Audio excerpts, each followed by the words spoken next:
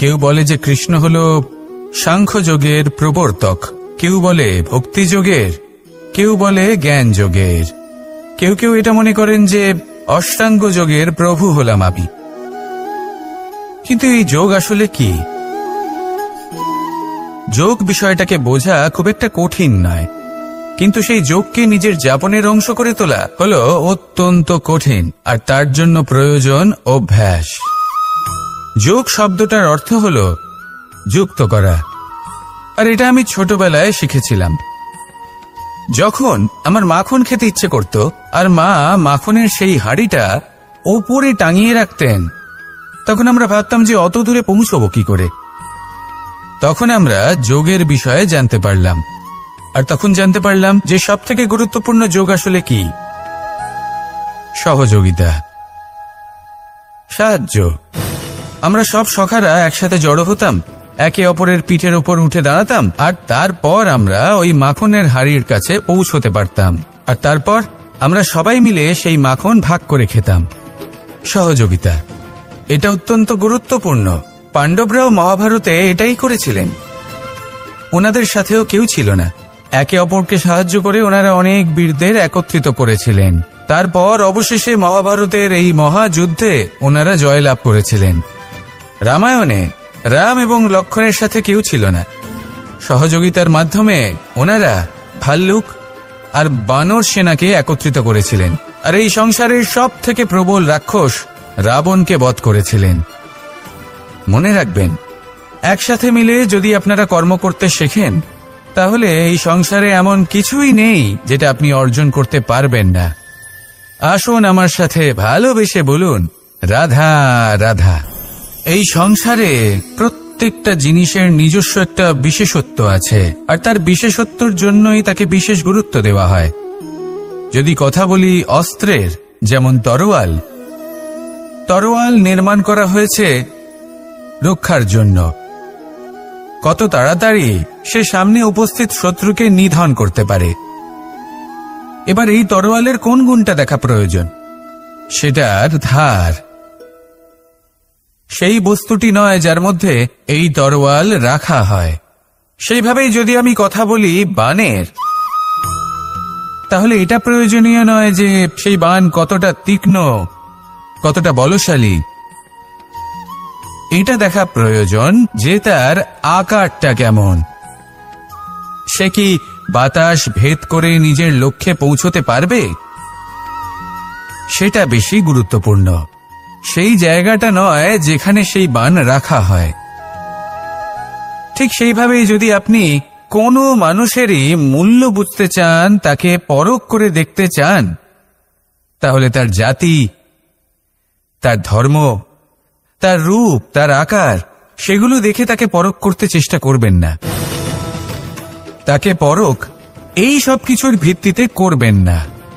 তার স্বভাবটা দেখুন, তার গুণ দেখুন, তার প্রতিভা দেখুন, তার কর্ম দেখুন, কারণ এটাই সেই ব্যক্তির আসল পরিচয়। এটাই হলো তার অস্তিত্ব।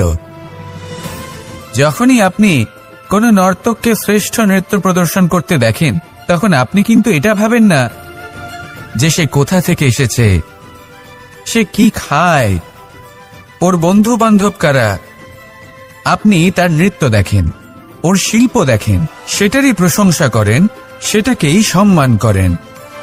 সেইভাবে এই সংসারে সকলকে সম্মান করুন, আর এই সম্মানের আধার হওয়া উচিত তার গুণ, তার স্বভাব, তার কর্ম, তার রূপ আর তার বেশভূষা নয়। আসুন আমার সাথে ভালোবেসে বলুন, রাধা রাধা। সবাই বলেন যে জীবনে কাদের সঙ্গ লাভ করছি সেটা খুব গুরুত্বপূর্ণ। এক ঝুড়ি ফলের মধ্যে যদি একটা পচা ফল আপনি রেখে দেন, তাহলে আস্তে আস্তে সমস্ত ফল পচে যায়। সেই জন্য কথায় আছে যে কুসঙ্গ থেকে দূরে থাকো। কিন্তু কি করা যায়? এই সংসার খুবই ছোট। যেখানে আমরা কাজ করি, যেখানে আমরা থাকি, যে পথে আমরা আসা যাওয়া করে থাকি, যে পথে আমরা ভ্রমণ করি, সেখানে এমন অনেক সংখ্যক ব্যক্তি থাকেন যাকে দেখে আমরা মনে করি যে এদের থেকে দূরে থাকতে হবে। তখন আমরা কি করতে পারি? তাদের কি আমরা পরিত্যাগ করব? তাহলে এই সংসারে এমন অনেক মানুষ আছেন, তাহলে কি সংসারই পরিত্যাগ করব? না, সেই ফলের মতন হবেন না যারা একটি পচা ফলের উপস্থিতির জন্য নিজেরাও নষ্ট হয়ে যান। বরং হয়ে উঠুন চন্দন বৃক্ষের মতন, যেটা আসলে সাপেদের বাসস্থান, যেখানে অনেক সংখ্যক অত্যন্ত ভয়ানক বিষধর সাপ থাকে। তারপরেও এই চন্দন, সে কিন্তু নিজের শ্রেষ্ঠত্ব হারায় না, এর মূল্য কিন্তু সেই একই থাকে। মনে রাখবেন, এই সংসারে নিজের সঙ্গ বদলানোর পূর্বে নিজেকে বদলান। নিজেকে কিছুটা এমন ভাবে গড়ে তুলুন যে কেউ আসুক না কেন সে যেন আপনাকে বিভ্রান্ত বা দূষিত না করতে পারে। আসুন আমার সাথে ভালোবেসে বলুন, রাধা রাধা। নিজের নিজের অভিজ্ঞতাগুলো দেখে, তার পরিণাম দেখে প্রত্যেক মানুষের মনে একটা ধারণা জন্ম নেয়।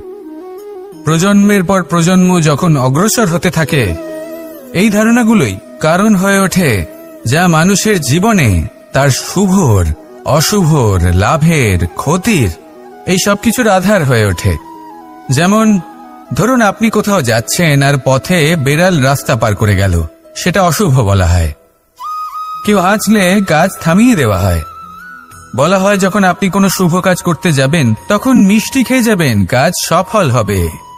যদি কোনো ব্যক্তি অনুচিত কথা বলে দেন, তার মানে অনুচিত কিছুই ঘটবে, আদি ইত্যাদি। এরকম অনেক সংখ্যক ধারণা আছে।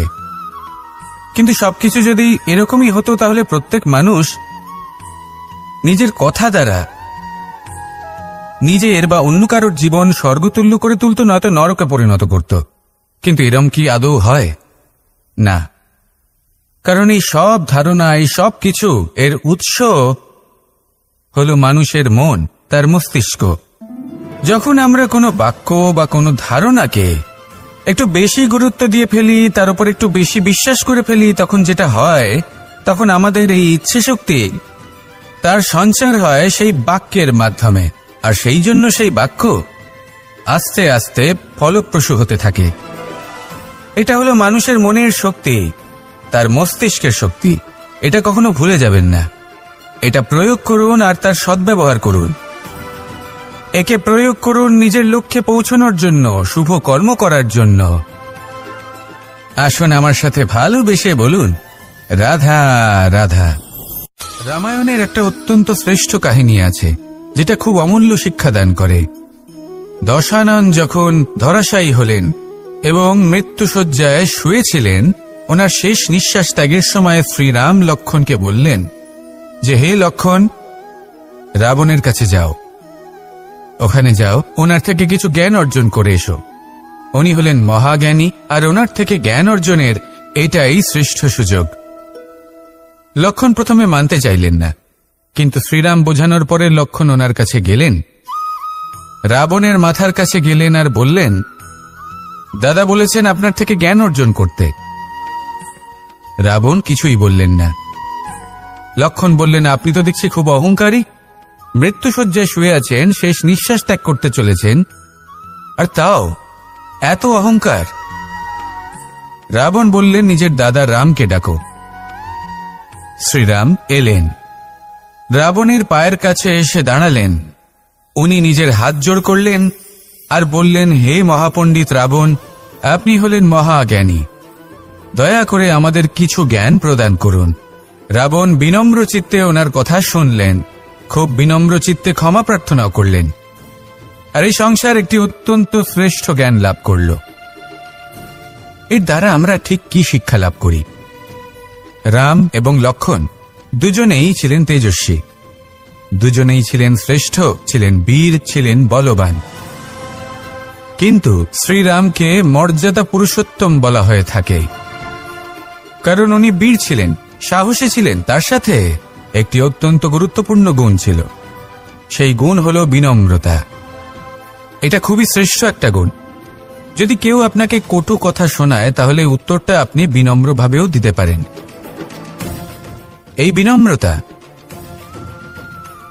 এমন এক আবেগ যেটা দেখে মনে হবে কোমল, কিন্তু এটা ততটাই প্রবল অস্ত্র। এমন একটা অস্ত্র যা সকলকে নিরস্ত্র করে দিতে পারে। যদি আপনি সাহসী হন এবং বিনম্র হন, তাহলে আপনি বিজয়ী হবেন। যদি আপনি জ্ঞানী হন এবং বিনম্র হন, তাহলে আপনি অবশ্যই মহাজ্ঞানী হয়ে উঠবেন। তাই নিজের মনে বিনম্রতা ধরে রাখুন আর ভালোবেসে বলুন, রাধা রাধা। মানুষ জীবনে অনেক ধরনের সুখ লাভ করে, অর্থ সুখ, পরিবারের সুখ, বৈভবের সুখ। কিন্তু এমন একটা সুখ আছে যা বেশিরভাগ মানুষকে প্রভাবিত করে, কিন্তু সেই সুখ তাদের কোনো প্রয়োজনই নেই। সেটা হলো পরনিন্দা সুখ। অর্থাৎ এমন কোনো ব্যক্তিকে নিয়ে নিন্দা করা, তার প্রতি অনুচিত শব্দ প্রয়োগ করা, কারণ সেই ব্যক্তিকে আপনি পছন্দ করেন না। আর এমন অনেক মানুষ আছেন যারা এই কাজ করে খুব আনন্দ লাভ করেন, যেটা করা উচিত নয়। কারণ এতে আপনার সময়, আপনার ঊর্জা, আপনার নিজের অন্তরের ইতিবাচক শক্তি আপনি নষ্ট করে ফেলছেন। আর এই সব কিছুই আপনার প্রয়োজন আছে। যাদেরকে আপনার পছন্দ নয় সেই ব্যক্তির বিষয়ে কথাই বলবেন না। সেই সব ব্যক্তির দিকে মনোনিবেশ করুন যাদের আপনি ভালোবাসেন। সেই সব কাজে মন দিন যেগুলো আপনার ভালো লাগে। সেই বস্তুর দিকে নজর দিন যেগুলো আপনার প্রিয়, নিজের লক্ষ্যের দিকে, এই সব কিছুর দিকে নয়। এমনটা করলে আপনার জীবনে আপনি সেই সব বস্তুর দিকে নজর দিতে পারবেন যারা প্রকৃত অর্থে আপনার জীবন আরো শ্রেষ্ঠ করে তোলে। এমনটাই করুন, জীবন আরো অনেক বেশি সুন্দর হয়ে উঠবে। আর তখন এই মন প্রসন্ন হয়ে বলবে, রাধা রাধা। আজ আমরা আবার সাফল্য আর অসফলতার বিষয়ে কথা বলবো। সফল ব্যক্তি কে হয় এবং অসফল ব্যক্তি কে হয়, এই বিষয়ে আমরা আগে অনেকবার কথা বলেছি। প্রত্যেক ব্যক্তি সাফল্য লাভ করতে চান, কিন্তু প্রত্যেক ব্যক্তি সাফল্য লাভের এই কাজে সফল হতে পারেন না। এবার এটা কেন হয়, এর পেছনে কারণটা কি? কারণ হলো ভয়। সফল ব্যক্তি হলেন তিনি যিনি নিজের সিদ্ধান্ত দ্বারা এই সমস্ত সংসারকে বদলে দিয়ে থাকেন, এবং অসফল ব্যক্তি হলেন তিনি যিনি এই সংসারকে দেখে এর বিষয়ে ভেবে নিজের সিদ্ধান্ত বদলে ফেলেন। প্রয়োজন হল নিজের লক্ষ্যের বিষয়ে ভেবে দেখার, পথের বিষয়ে ভেবে দেখার। একবার যদি আপনি পথ নির্বাচন করে থাকেন, সেই পথে অগ্রসর হতে থাকুন আর তাতে অটল থাকুন। সবসময় দৃঢ় প্রতিজ্ঞ হন। আপনি যদি কোনো পথে টিকে থাকেন আর নিরন্তর পরিশ্রম করতে থাকেন, তবেই আপনার জীবনে সাফল্য আসবে। যদি কথায় কথায় লোকে কি ভাববে, লোকে কি বলবে, একথা ভেবে নিজের সিদ্ধান্ত পাল্টান, তাহলে কখনো নিজের লক্ষ্যে পৌঁছতে পারবেন না। আসুন আমার সাথে ভালোবেসে বলুন, রাধা রাধা। মানুষের 6টি বড় শত্রু রয়েছে, আর এরা অন্য কোথাও নয়, বরং মানুষের অন্তরেই বাস করে। এই 6টি শত্রু হল কাম, ক্রোধ, মোহ, লোভ, ঈর্ষা আর অহংকার। কিন্তু এরা কি চিরকাল আপনার শত্রু হিসেবেই থেকে যায়? এদেরকে নিজের বন্ধু করে তোলা কি সম্ভব নয়? ভেবে দেখুন না। এবার যদি কথা বলি কাম নিয়ে, অর্থাৎ কামনা করা, তাহলে মানুষ যদি জীবনে কামনা করতে থাকে তাহলে সন্তোষের অনুভূতি লাভ করতে পারে না। কিন্তু এই কামনাই মানুষের বন্ধু হয়ে উঠতে পারে। কিভাবে? ধরুন, যদি মানুষ ভাবে আমি আরো অনেক বেশি শ্রেষ্ঠ ব্যক্তি হয়ে উঠতে চাই, আর তার জন্য কর্ম করে, পরিশ্রম করে, তাহলে ভবিষ্যতে গিয়ে শ্রেষ্ঠ ব্যক্তি হয়ে উঠতে পারে কামনার কারণে। অর্থাৎ এই কামনাই ওর বন্ধু হয়ে ওঠে। কিন্তু ধরুন কোনো মানুষ যদি চায় সে শ্রেষ্ঠ ব্যক্তি হয়ে উঠবে, কিন্তু তার জন্য না কোনো কর্ম করছেন আর না কোনো পরিশ্রম করছেন, আর অধর্মের পথে চলতে শুরু করে দেন, তাহলে এই কামনাই তার শত্রু হয়ে উঠতে পারে। এবার যদি কামনাকে নিজের বন্ধু করে তুলতে হয় তাহলে নিজের নির্বাচনে বিচক্ষণ হতে হবে, নিজের মস্তিষ্কের উপর নিয়ন্ত্রণ রাখতে শিখতে হবে। সেটাই করুন আর আমার সাথে ভালোবেসে বলুন, রাধা রাধা। আজ আমরা মানুষের আরো একটি শত্রুর বিষয়ে কথা বলবো, যার নাম হলো লোভ।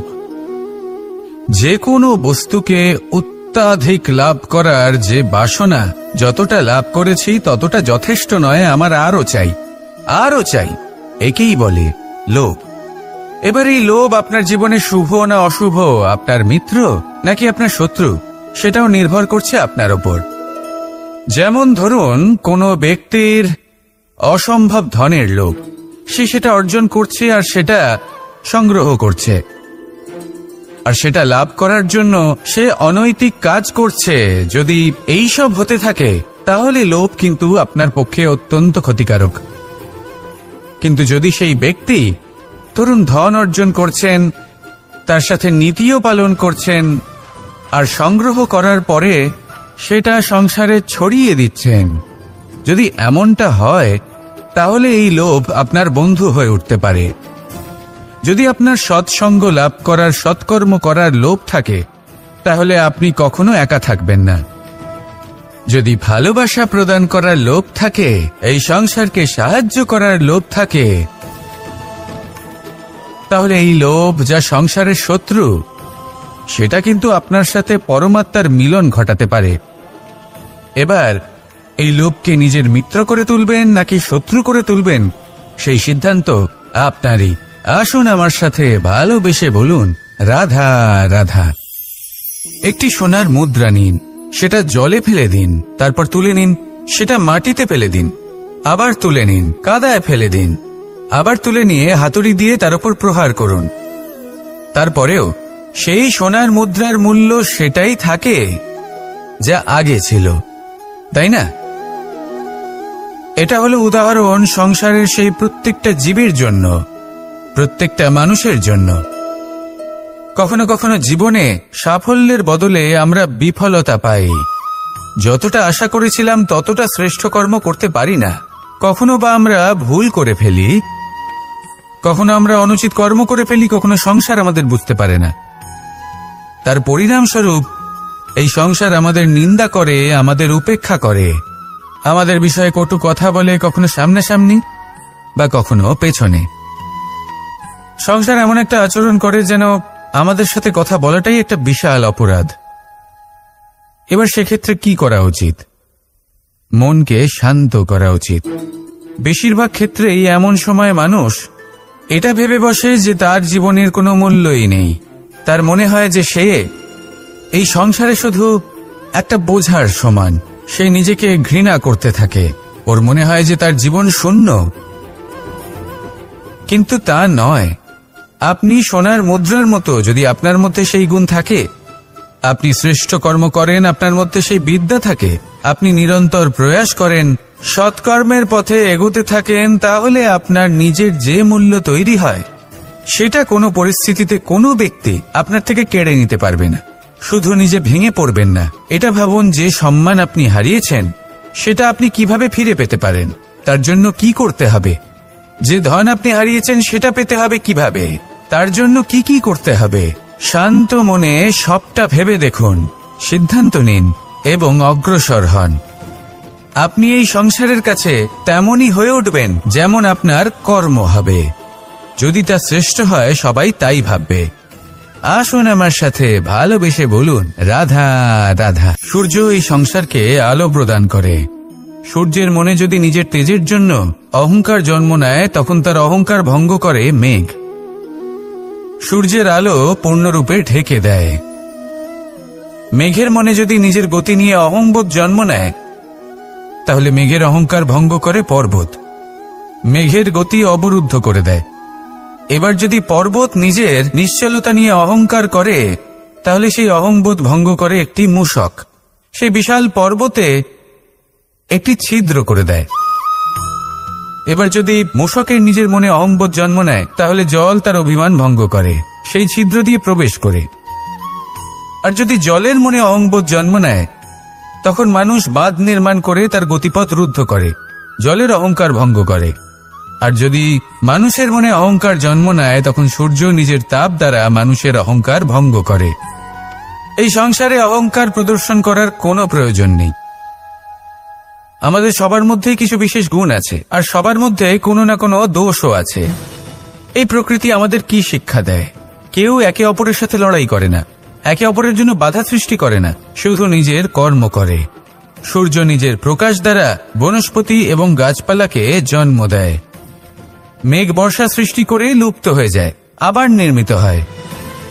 পর্বতের সেই নিশ্চলতা সেই বর্ষাকে একটা দিশা প্রদান করে, আর তারপরে তা ধারা হয়ে প্রবাহিত হয়ে যায়। এসব কি? এসব একটা সম্পর্ক, একটা চক্রের মতো। সবাই একসাথে নিজের কর্ম করে, তাই এই চক্র আবর্তিত হয়। এটা আমাদেরও করতে হবে, একসাথে মিলে কাজ করতে হবে। কারোর জন্য বাধা হয়ে উঠলে হবে না, কাউকে ছোট মনে করলে হবে না। এটাই করতে থাকুন, সবাই মিলেমিশে কর্ম করুন। প্রকৃতি আমাদের এই শিক্ষাই দেয়। আসুন আমার সাথে ভালোবেসে বলুন, রাধা রাধা। এই সংসার বলে যে কৃষ্ণ হলো মহাযোগী, কেউ বলে যে কৃষ্ণ হলো সাংখ্যযোগের প্রবর্তক, কেউ বলে ভক্তিযোগের, কেউ বলে জ্ঞান যোগের, কেউ কেউ এটা মনে করেন যে অষ্টাঙ্গ যোগের প্রভু হলাম আমি। কিন্তু এই যোগ আসলে কি? যোগ বিষয়টাকে বোঝা খুব একটা কঠিন নয়, কিন্তু সেই যোগকে নিজের যাপনের অংশ করে তোলা হলো অত্যন্ত কঠিন, আর তার জন্য প্রয়োজন অভ্যাস। যোগ শব্দটার অর্থ হলো যুক্ত করা, আর এটা আমি ছোটবেলায় শিখেছিলাম। যখন আমার মাখন খেতে ইচ্ছে করত, আর মা মাখনের সেই হাঁড়িটা ওপরে টাঙিয়ে রাখতেন, তখন আমরা ভাবতাম যে অত দূরে পৌঁছবো কি করে। তখন আমরা যোগের বিষয়ে জানতে পারলাম, আর তখন জানতে পারলাম যে সবথেকে গুরুত্বপূর্ণ যোগ আসলে কি? সহযোগিতা, সাহায্য। আমরা সব সখারা একসাথে জড়ো হতাম, একে অপরের পিঠের উপর উঠে দাঁড়াতাম, আর তারপর আমরা ওই মাখনের হাড়ির কাছে পৌঁছতে পারতাম, আর তারপর আমরা সবাই মিলে সেই মাখন ভাগ করে খেতাম। সহযোগিতা, এটা অত্যন্ত গুরুত্বপূর্ণ। পাণ্ডবরাও মহাভারতে এটাই করেছিলেন। ওনাদের সাথেও কেউ ছিল না, একে অপরকে সাহায্য করে ওনারা অনেক বীরদের একত্রিত করেছিলেন। তারপর অবশেষে মহাভারতের এই মহাযুদ্ধে ওনারা জয়লাভ করেছিলেন। রামায়ণে রাম এবং লক্ষ্মণের সাথে কেউ ছিল না।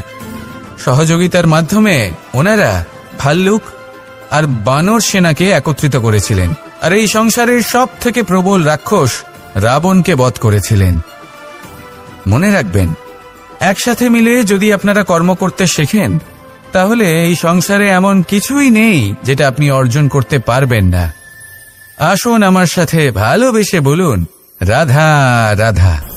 এই সংসারে প্রত্যেকটা জিনিসের নিজস্ব একটা বিশেষত্ব আছে, আর তার বিশেষত্বর জন্যই তাকে বিশেষ গুরুত্ব দেওয়া হয়। যদি কথা বলি অস্ত্রের, যেমন তরোয়াল। তরোয়াল নির্মাণ করা হয়েছে রক্ষার জন্য। কত তাড়াতাড়ি সে সামনে উপস্থিত শত্রুকে নিধন করতে পারে। এবার এই তরোয়ালের কোন গুণটা দেখা প্রয়োজন? সেটার ধার। সেই বস্তুটি নয় যার মধ্যে এই তরোয়াল রাখা হয়। সেইভাবেই যদি আমি কথা বলি বানের, তাহলে এটা প্রয়োজনীয় নয় যে সেই বান কতটা তীক্ষ্ণ, কতটা বলশালী। এটা দেখা প্রয়োজন যে তার আকারটা কেমন। সে কি বাতাস ভেদ করে নিজের লক্ষ্যে পৌঁছতে পারবে? সেটা বেশি গুরুত্বপূর্ণ। সেই জায়গাটা নয় যেখানে সেই বান রাখা হয়। ঠিক সেইভাবেই যদি আপনি কোনো মানুষেরই মূল্য বুঝতে চান, তাকে পরখ করে দেখতে চান, তাহলে তার জাতি, তার ধর্ম, তার রূপ, তার আকার, সেগুলো দেখে তাকে পরখ করতে চেষ্টা করবেন না। তাকে পরখ এই সব কিছুর ভিত্তিতে করবেন না। তার স্বভাবটা দেখুন, তার গুণ দেখুন, তার প্রতিভা দেখুন, তার কর্ম দেখুন, কারণ এটাই সেই ব্যক্তির আসল পরিচয়। এটাই হলো তার অস্তিত্ব। যখনই আপনি কোনো নর্তককে শ্রেষ্ঠ নৃত্য প্রদর্শন করতে দেখেন, তখন আপনি কিন্তু এটা ভাবেন না যে সে কোথা থেকে এসেছে, সে কি খায়, ওর বন্ধু বান্ধব কারা। আপনি তার নৃত্য দেখেন, ওর শিল্প দেখেন, সেটারই প্রশংসা করেন, সেটাকেই সম্মান করেন। সেইভাবে এই সংসারে সকলকে সম্মান করুন। আর এই সম্মানের আধার হওয়া উচিত তার গুণ, তার স্বভাব, তার কর্ম, তার রূপ আর তার বেশভূষা নয়। আসুন আমার সাথে ভালোবেসে বলুন, রাধা রাধা। সবাই বলেন যে জীবনে কাদের সঙ্গ লাভ করছি সেটা খুব গুরুত্বপূর্ণ। এক ঝুড়ি ফলের মধ্যে যদি একটা পচা ফল আপনি রেখে দেন, তাহলে আস্তে আস্তে সমস্ত ফল পচে যায়। সেই জন্য কথায় আছে যে কুসঙ্গ থেকে দূরে থাকো। কিন্তু কি করা যায়, এই সংসার খুবই ছোট। যেখানে আমরা কাজ করি, যেখানে আমরা থাকি, যে পথে আমরা আসা যাওয়া করে থাকি, যে পথে আমরা ভ্রমণ করি, সেখানে এমন অনেক সংখ্যক ব্যক্তি থাকেন যাকে দেখে আমরা মনে করি যে এদের থেকে দূরে থাকতে হবে। তখন আমরা কি করতে পারি? তাদের কি আমরা পরিত্যাগ করব? তাহলে এই সংসারে এমন অনেক মানুষ আছেন, তাহলে কি সংসারই পরিত্যাগ করব? না, সেই ফলের মতন হবেন না যারা একটি পচা ফলের উপস্থিতির জন্য নিজেরাও নষ্ট হয়ে যান। বরং হয়ে উঠুন চন্দন বৃক্ষের মতন, যেটা আসলে সাপেদের বাসস্থান, যেখানে অনেক সংখ্যক অত্যন্ত ভয়ানক বিষধর সাপ থাকে। তারপরেও এই চন্দন, সে কিন্তু নিজের শ্রেষ্ঠত্ব হারায় না, এর মূল্য কিন্তু সেই একই থাকে। মনে রাখবেন, এই সংসারে নিজের সঙ্গ বদলানোর পূর্বে নিজেকে বদলান। নিজেকে কিছুটা এমন ভাবে গড়ে তুলুন যে কেউ আসুক না কেন সে যেন আপনাকে বিভ্রান্ত বা দূষিত না করতে পারে। আসুন আমার সাথে ভালোবেসে বলুন, রাধা রাধা। নিজের নিজের অভিজ্ঞতাগুলো দেখে, তার পরিণাম দেখে প্রত্যেক মানুষের মনে একটা ধারণা জন্ম নেয়। প্রজন্মের পর প্রজন্ম যখন অগ্রসর হতে থাকে, এই ধারণাগুলোই কারণ হয়ে ওঠে যা মানুষের জীবনে তার শুভর, অশুভর, লাভের, ক্ষতির এই সব কিছুর আধার হয়ে ওঠে। যেমন ধরুন, আপনি কোথাও যাচ্ছেন আর পথে বেড়াল রাস্তা পার করে গেল, সেটা অশুভ বলা হয়। কেউ হাঁচলে কাজ থামিয়ে দেওয়া হয়। বলা হয় যখন আপনি কোনো শুভ কাজ করতে যাবেন তখন মিষ্টি খেয়ে যাবেন, কাজ সফল হবে।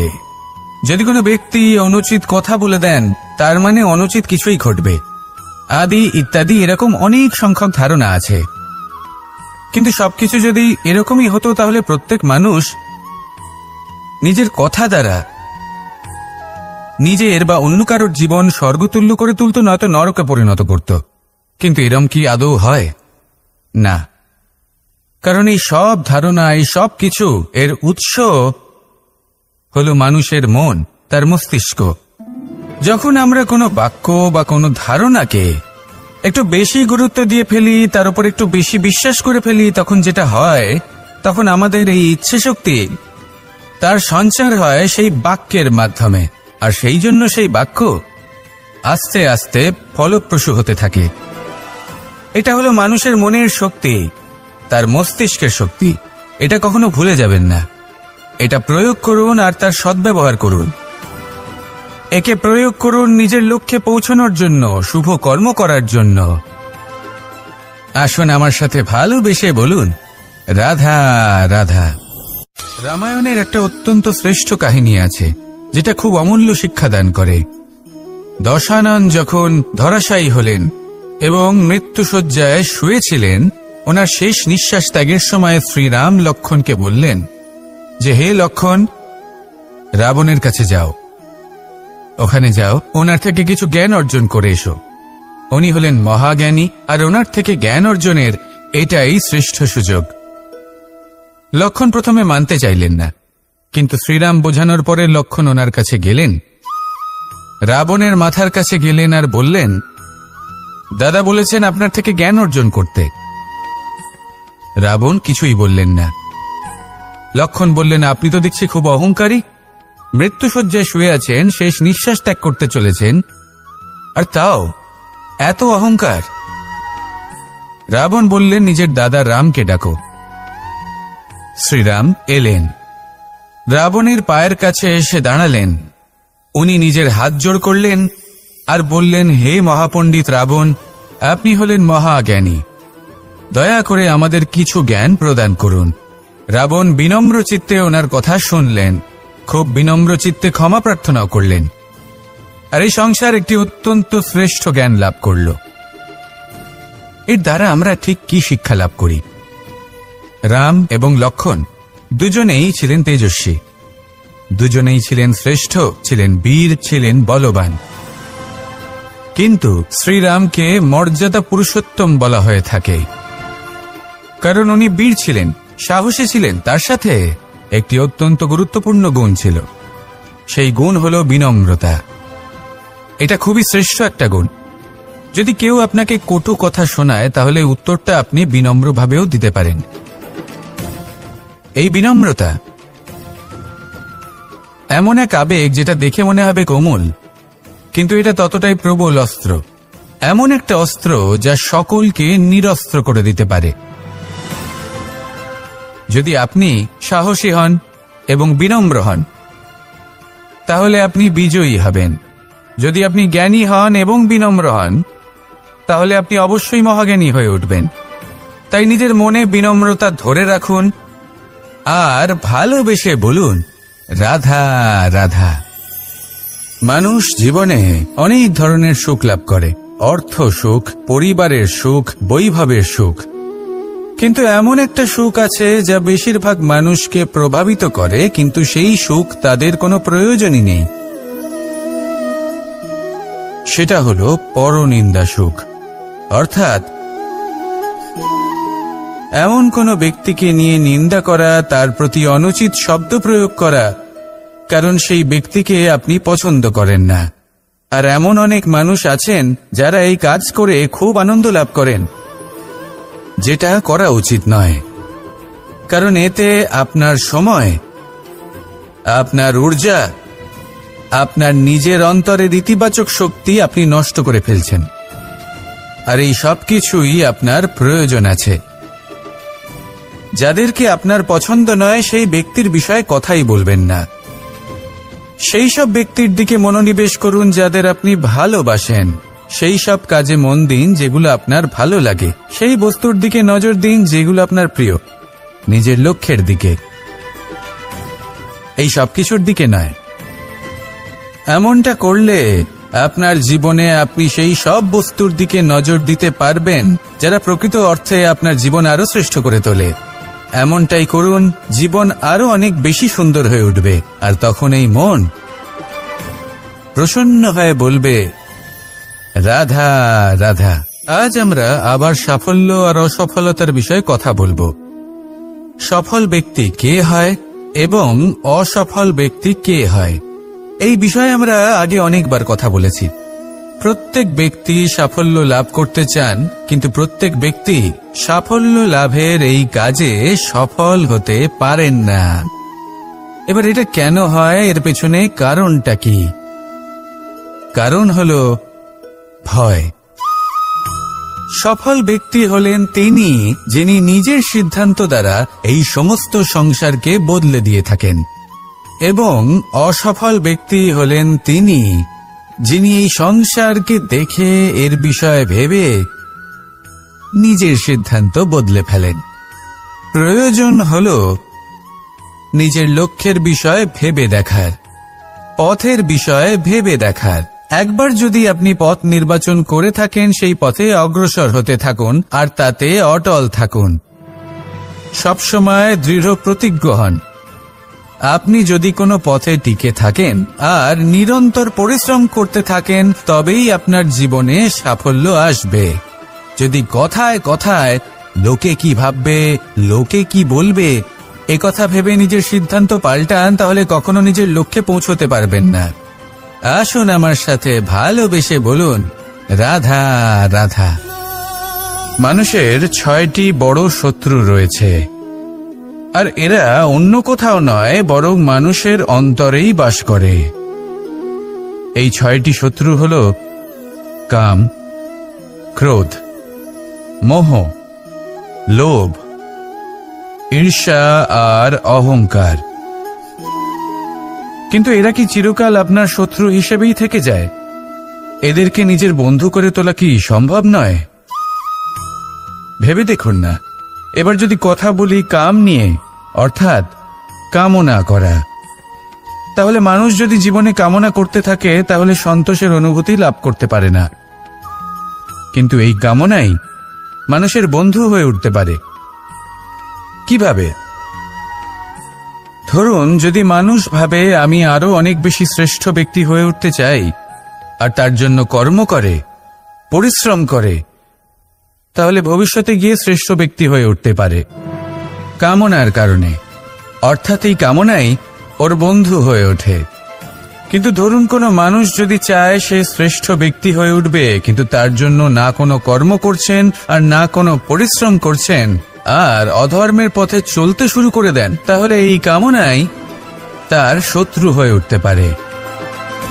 এবার যদি এই কামনাকে নিজের বন্ধু করে তুলতে হয়, তাহলে নিজের নির্বাচনে বিচক্ষণ হতে হবে, নিজের মস্তিষ্কের উপর নিয়ন্ত্রণ রাখতে শিখতে হবে।